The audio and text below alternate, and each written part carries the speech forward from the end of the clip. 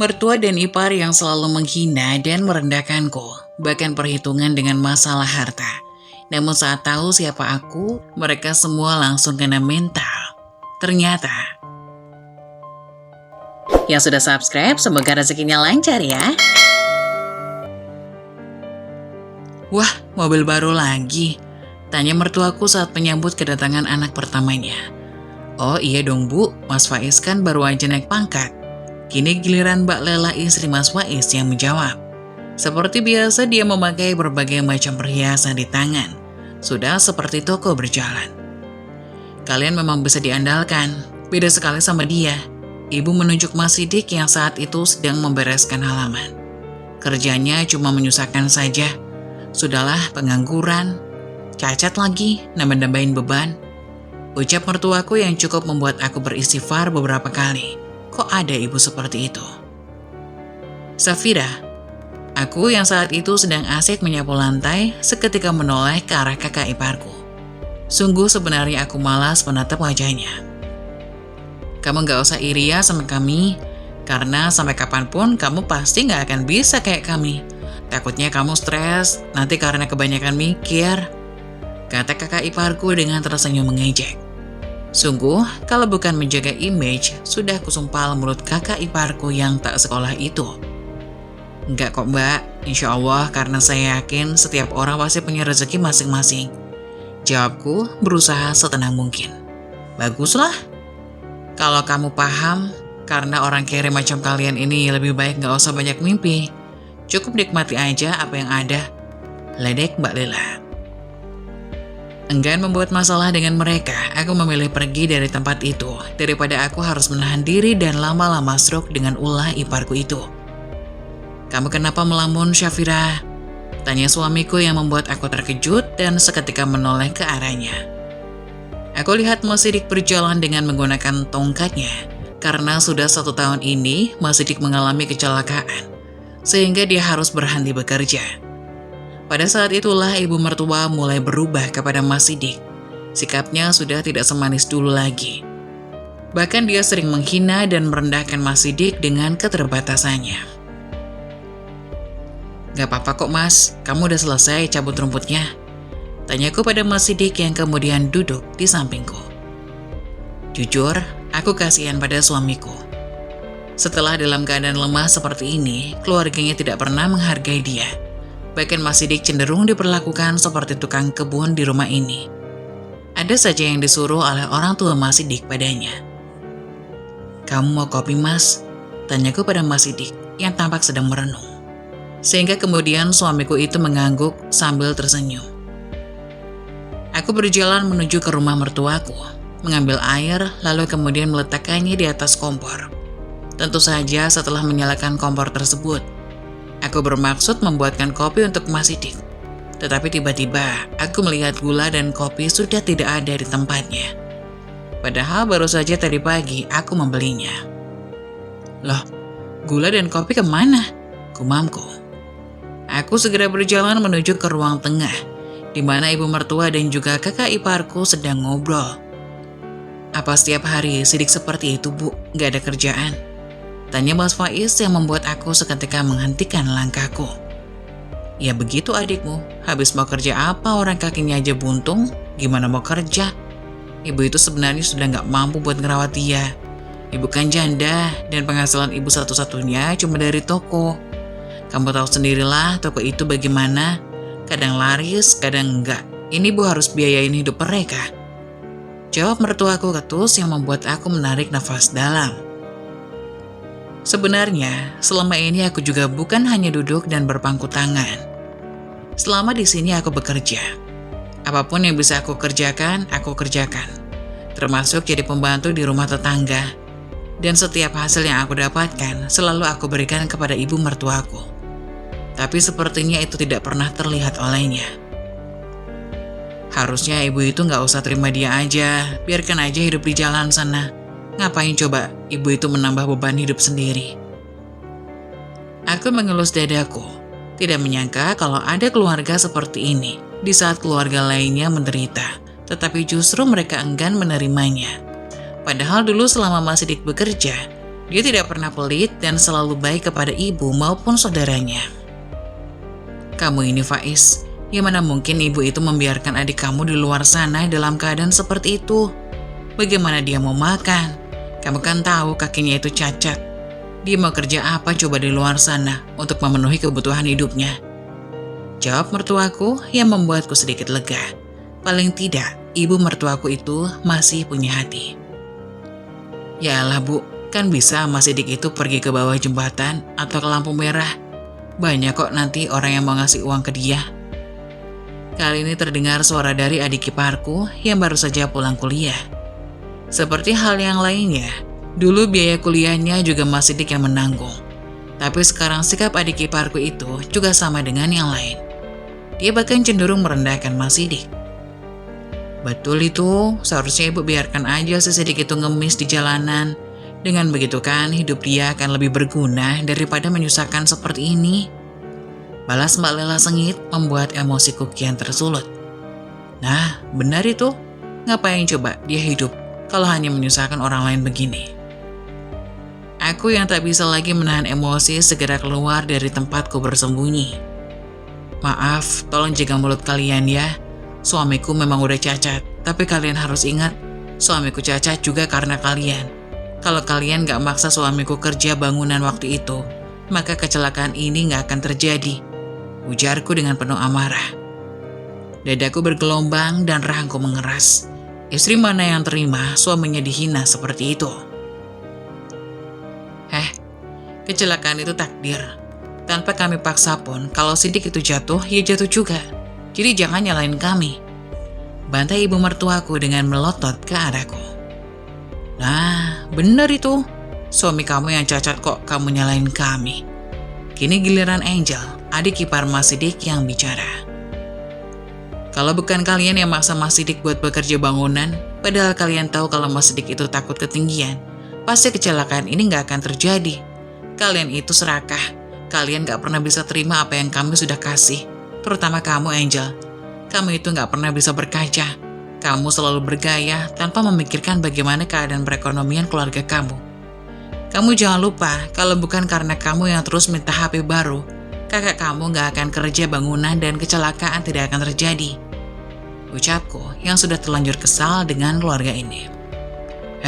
Wajar dong kalau Sidik seperti itu. Dulu kami itu yang besarkan dia. Sekarang giliran ibu sudah tua, ya wajar kalau Sidik yang mengambil alih tanggung jawab kami, yang membesarkan dan membiayai kuliah adiknya. Memang ada salahnya. Asal kamu tahu ya, kami itu sudah mengeluarkan biaya yang banyak untuk merawat Sidik.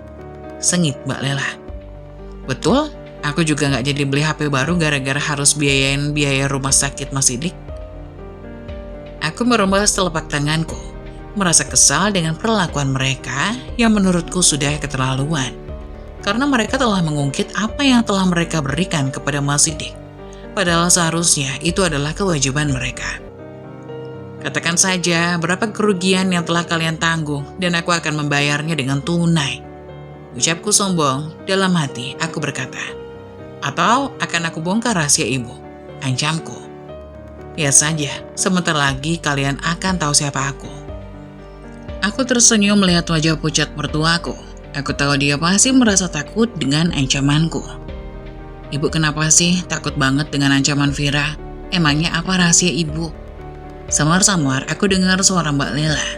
Saat ini aku sudah ada di kamar untuk mengambil uang guna membeli kopi dan gula.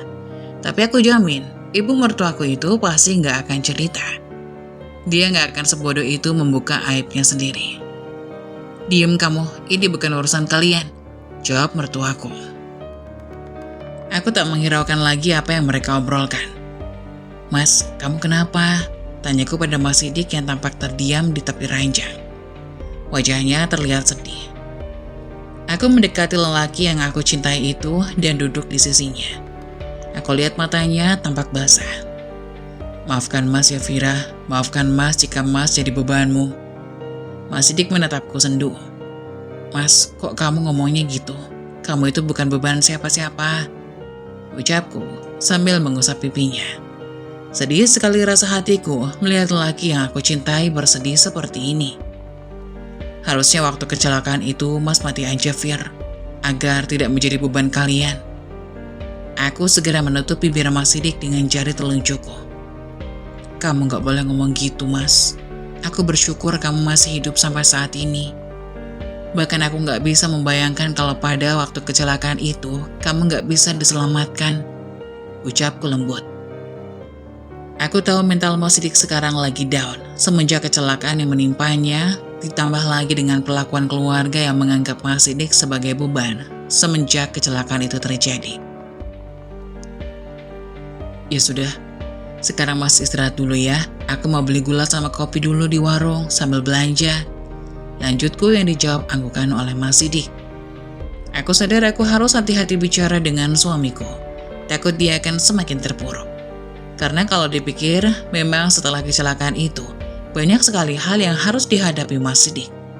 Dia bukan saja kehilangan kaki dan pekerjaan, tapi juga kehilangan kasih sayang keluarganya.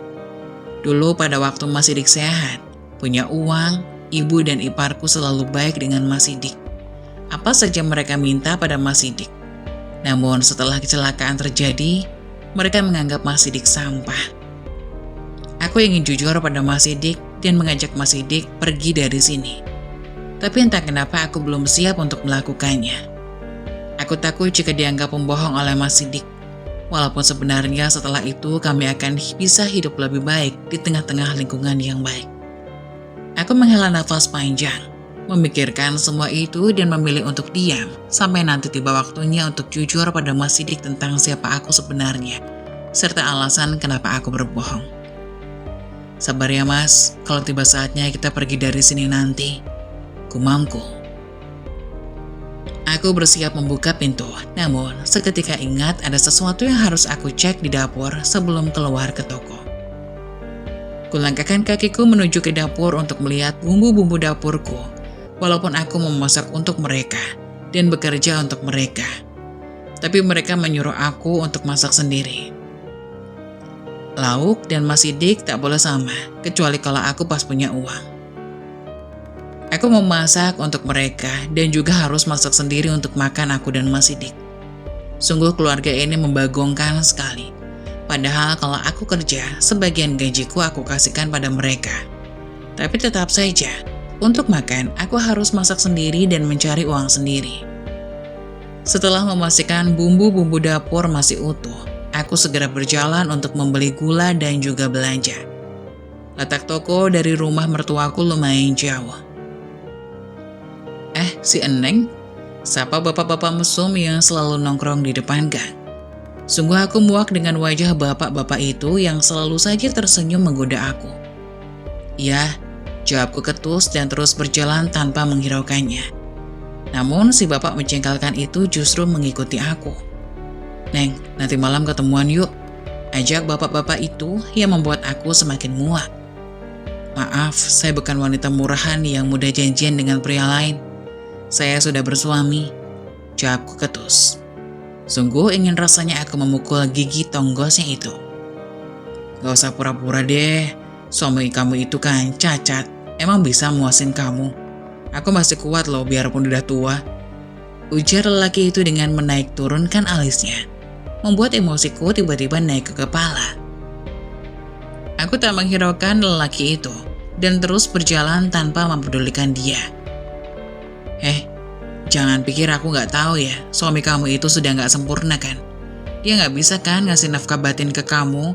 Gak usah sok bahagia deh. Keluarga sendiri aja kok yang bilang ke orang-orang kalau suami kamu itu udah cacat dan gak bisa ngasih nafkah batin. Ujar lelaki tadi yang membuat langkah kakiku seketika berhenti. Aku menarik nafas dalam.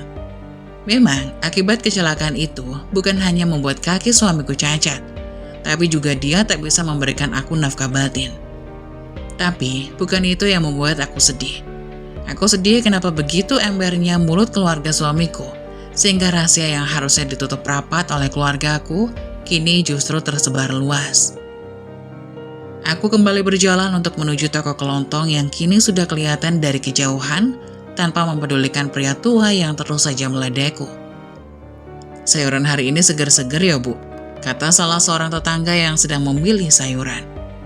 Ya, segar-segar, tapi kalau dipegang melulu nggak dibeli ya lecak Bu, Jawab tukang sayur yang sebel karena sepertinya dari tadi ibu itu hanya asik memegang dan memencet sayur saja tanpa membelinya. Tempe sama bayamnya nggak ada bang, tanyaku pada tukang sayur. Hah? Tempe lagi, bayam lagi? Gimana nggak makin lemes suami kamu Vira? Udahlah cacat, makanya nggak bergizi. Aku melirik ke arah seorang wanita yang berdiri di sampingku. Entahlah ini hari apa, kenapa ada saja orang yang memancing emosi aku. Ya maklum dong bu, si Safira itu kan kerja serabutan. Sementara suaminya udah nggak bisa bekerja. Jadi wajar lah kalau irit. Jawab tetangga lainnya. Ya kasihan, udah miskin, suami cacat, mertua juga seperti hantu. Malang deh nasib kamu Fir. Makanya kamu nggak bisa makan daging. Biasanya tempe melulu. Aku menarik nafas dalam mendengar ejekan tetanggaku itu. Lalu tanganku pun refleks mengambil daging dan ikan yang masih ada di situ. Bang, ini daging sama ikan berapa? Tanyaku pada tukang sayur yang seketika membuat orang-orang yang ada di situ melongo, menatapku. Serius mbak mau beli daging sama ikan? Tanya tukang sayur itu sambil menatapku tak percaya. Halah, sosokan mau beli ikan sama daging, nanti ujungnya ngutang. Memang lemas mulut tetangga aku ini. Makan tempe sama bayam dibilang miskin. Giliran, mau beli daging diledek gak bisa bayar. Dasar ember. Segera aku ambil 2 lembar uang ratusan ribu dari dompet. Lalu kuserahkan pada tukang sayur ini. Nih bang, aku bayar kontan ya, gak ngutang. Ujarku sambil menyerahkan uang itu, membuat para tetanggaku seketika diam tak bicara lagi. Rasain, mati kutu kan? Makanya jangan suka merendahkan orang. Bang, coba lihat itu uang beneran nggak? Celetuk salah seorang tetangga. Asli kok mbak, jawab tukang sayur itu yang membuat para warga saling berbisik. Ya elah, makanya jangan asal menilai orang. Kok punya uang dia? Aku yang saat itu sudah berjalan beberapa langkah seketika berbalik dan dengan tersenyum aku menjawab. Punya, jangan kira karena aku hanya beli tempe dan sayur tiap hari, kalian anggap aku nggak punya uang. Jangankan buat bayar daging dan ikan, buat membungkam mulut kalian juga bisa. Aku pulang setelah membuat para tetangga itu mati kutu. Aku berencana masak daging sama ikan, lalu aku makan berdua dengan Mas Sidik. Aku pun langsung memasuki dapur dan masak untuk mereka. Karena makananku dan makanan Mas Sidik harus dipisah, maka aku pun memisahkannya. Aku memasak sayuran dan tempe yang ada di kulkas untuk mereka. Sedangkan aku dan Mas Sidik makan daging yang baru saja aku beli. Jam makan malam pun tiba, akan tetapi mereka hanya bisa menghina makanan yang telah aku masak. Mereka pun tidak berselera dan memilih untuk makan di luar. Oke fine, mending keluar aja sana daripada di rumah terus sakit telingaku. Ucapku kesal. Kalian di rumah aja ya makan tuh sayur kacang sama tempe, apaan makanan kok kayak gitu? Ucap Lela iparku. Oh ya, kami mau makan di luar ya, kayaknya asik enak. Bu, ayo sekalian kita jalan-jalan bu, pakai mobil baruku. Ujar Faiz sambil berjalan keluar rumah. Aku langsung masuk ke kamar untuk mengajak Mas Sidik makan. Mas, kita makan yuk, biarin aja ibu dan yang lain makan di luar. Coba deh, Mas lihat aku masak apa. Rayuku, supaya Mas Sidik tak sedih lagi. Mas Sidik mengangguk karena perasaannya sudah tidak karuan untuk saat ini. Kamu dapat uang dari mana, Vira? Bisa masak makanan sebanyak dan seenak ini? Tanya Mas Sidik. Ini uang hasil kerjaku, Mas. Ini buat kita, mumpung mereka sedang pergi. Jadi aku sekalian masak daging deh. Udah ayo kita makan. Kita juga berhak bahagia. Ucapku sambil tersenyum bangga. Setelah makan, aku pun langsung membereskan piring kotor dan dapur agar setelah mereka pulang tidak perlu mengomeliku. Karena dapur berantakan. Sekarang sudah rapi, jadi aku tinggal sholat isya, setelah itu istirahat. Hari demi hari, bulan demi bulan, aku pun mulai muak dengan cacian dan demakian. Ibu dan saudara dari Mas Sidik membuatku tidak betah lagi, dan ingin sekali aku pergi bersama Mas Sidik. Aku pun berbicara dengan Mas Sidik tentang siapa sebenarnya aku. Mas, kita pindah aja yuk, ajakku kepada suamiku. Mau kemana sayang? Kita nggak punya penghasilan tetap. Jawab Mas Sidik dengan lembut. Mas, boleh nggak aku jujur? Tentu saja dek, apa yang disembunyikan? Tapi Mas harus janji, Jangan marah ataupun memikirkan ke arah yang negatif. Baiklah, apa yang akan kamu bicarakan pada Mas? Tanya Mas Sidik penasaran. Sebenarnya belum sempat aku menyelesaikan ucapanku, tapi malah dipanggil dengan ibu mertua. Syafira, sini kamu. Bentak ibu mertua yang sepertinya mengamuk. Aku pun langsung keluar menghampiri ibu mertuaku. Ada apa ibu? Kenapa harus teriak-teriak? Ucapku lembut. Kenapa ruang tamu bisa kotor begitu? Pasti kamu males-malesan. Ucap ibu mertua menyalahkanku. Tapi kan yang ngotorin bukan Vira, Bu. Jawabku. Tapi kan itu tugas kamu buat bersihin rumah ini. Ucap Lila yang baru saja selesai mandi. Cukup Bu, istriku bukan pembantu di sini. Tiba-tiba Mas Sidik keluar membela aku. Apa-apaan kamu, sok-sokan membela istrimu. Membela diri saja kamu belum bisa, jalan harus pakai tongkat. Ucap ibu mertuaku yang memaki anaknya sendiri. Aku memang tidak sempurna, tapi bukan berarti kalian seenaknya menghina kami. Jawab suamiku tegas. Kalau kalian udah nggak betah di sini, mending pergi aja deh. Ucap Faiz yang menyela perbincangan kami. Oke, kalau itu mau kalian. Ayo Mas, kita kemasin barang-barang sekalian. Aku pun hanya menuruti perintah suamiku karena aku pun sudah tidak betah dengan isi rumah ini. Hal sepele saja jadi menggelegar. Setelah membereskan semua pakaian, kami pun langsung pergi tanpa kata. Mereka hanya bisa tersenyum sinis. Mereka belum tahu siapa aku sebenarnya. Lihat saja pembalasanku. Kita mau kemana Mas? Tanyaku pada Mas Sidik. Gak tahu Dek, Mas juga bingung. Kita gak punya tujuan. Maafin Mas ya, yang udah bikin kamu jadi seperti ini. Ucap Mas Sidik sambil bersedih. Tak lama kemudian ada mobil Pajero hitam yang menghampiri kami. Untuk plat nomornya seperti tidak asing bagiku. Non Vira, kok bisa ada di sini? Tanya Pak Adi. Iya Pak, aku habis diusir dari rumah mertua. Ucapku gugup. Mas Sidik terlihat bingung, dia pun bertanya padaku. Siapa dia Dek? Tanya Mas Sidik. Nanti aku ceritain ya Mas, sekarang kita ikut Pak Hadi aja ya. Ajakku kepada Mas Sidik. Ayo Non, saya bantu. Ujar Pak Hadi. Setelah di dalam mobil, Mas Sidik pun kembali bertanya. Kita mau kemana Dek? Oh iya Mas, ini Pak Hadi. Beliau orang kepercayaan Papa yang selalu memantauku dari kejauhan. Maaf aku belum pernah menceritakannya kepada Mas Sidik. Aku hanya tidak ingin Mas merasa minder atau sebagainya. Sebenarnya aku anak orang kaya.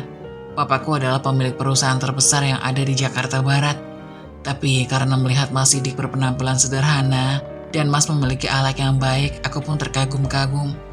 Awalnya orang tuaku nggak setuju karena aku hampir dijodohkan dengan anak dan rekan kerja Papa. Tapi setelah melihat Mas yang memiliki akhlak yang baik, makanya Papa menerima Mas jadi mantunya. Hah? Terus rumah yang waktu itu aku datangi rumah siapa? Oh, itu rumah orang tapi tanahnya sudah dibeli sama Papa. Dan orangnya juga sudah nggak tinggal di rumah itu. Makanya sebelum direnovasi, rumah itu kami jadikan sebagai penyamaran. Karena keluargaku juga ingin melihat seberapa seriusnya Mas dengan aku. Kebanyakan orang lain hanya melihat harta kami. Tapi aku yakin Mas tidak seperti itu.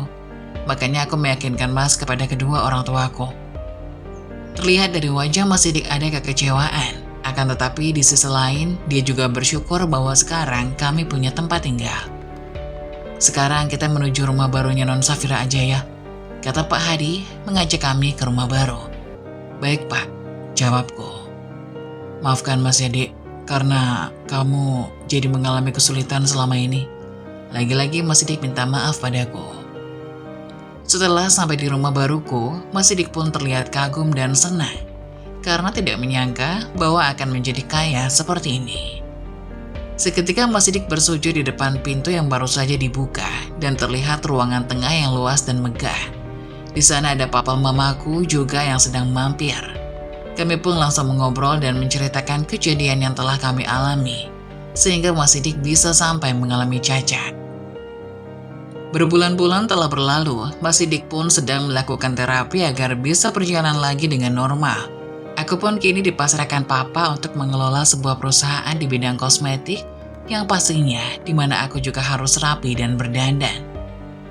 Saat Mas Sidik sedang terapi, aku izin dulu kepadanya untuk mengontrol toko kosmetik yang ada di dalam Mega Mall. Sesampainya di sana, aku tak sengaja melihat sosok wanita yang tidak asing bagiku yang sedang berjalan menuju toko kosmetik. Aku hanya memperhatikannya dari kejauhan.